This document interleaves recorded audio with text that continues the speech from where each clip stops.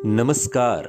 आप सुन रहे हैं द माइथोलॉजी रेडियो और आज के इस पॉडकास्ट में बात महाभारत के बाद धृतराष्ट्र, गांधारी और कुंती की मृत्यु का। महाभारत महाकाव्य हिंदू धर्म का एक प्रमुख ग्रंथ है। 18 दिन तक चलने वाले इस महायुद्ध में करोड़ों योद्धाओं ने धर्म और अधर्म के नाम पर युद्ध में हिस्सा लिया और अपनी जान गंवा दी। महाभारत के ज्यादातर पात्रों का कोई ना कोई रहस्य रहा है जिनके विषय में बहुत ही कम लोग जानते हैं। दरअसल महाभारत की कहानी युद्ध के बाद समाप्त नहीं होती है।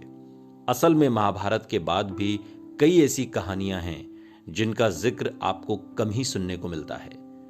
कुरुक्षेत्र के युद्ध में कौरवों का संहार हो गया और पांडवों की मृत्यु उनके महाप्रस्थान के दौरान हुई थी।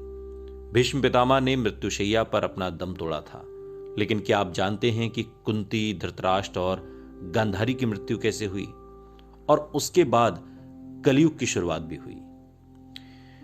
महाभारत के दौरान धृतराष्ट्र ने अपने 99 बेटों को खो दिया था, लेकिन उनका एक बेटा युयुत्सु, जो पांडवों की तरफ से युद्ध लड़ रहा था, इसलिए वही एकमात्र कौरव था जो इस युद्ध में जीवित रह गया।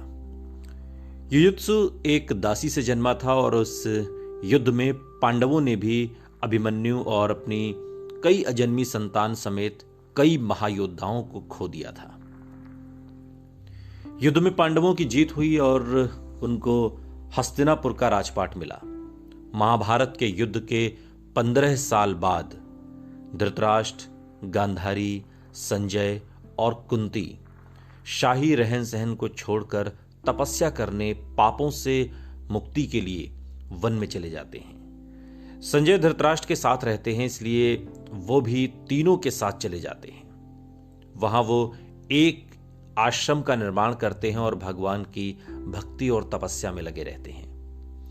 वन में रहकर करीब 3 साल बाद एक दिन धृतराष्ट्र गंगा स्नान के लिए जाते हैं और उनके जाते ही जंगल में आग लग जाती है।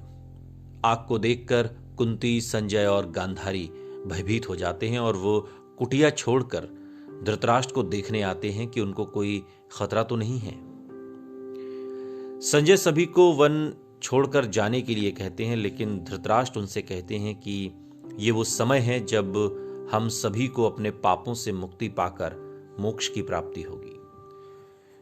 धृतराष्ट्र, गांधारी और कुंती वहीं वन में रुक जाते हैं और अपने प्राणों को त्यागने का संकल्प करते हैं। सभी अपने मन को एकाग्र करके समाधि में लीन हो जाते हैं और इसी अवस्था में देह का त्याग कर देते हैं और जंगल की आग में उनका शरीर जलकर पंचतत्व में विलीन हो जाता है।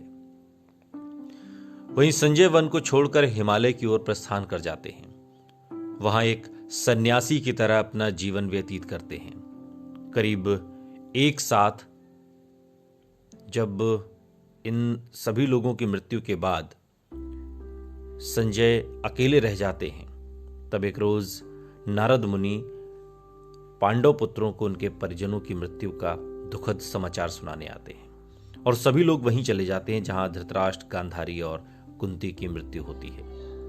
वहां जाकर वो धार्मिक संस्कार पूरे करते हैं।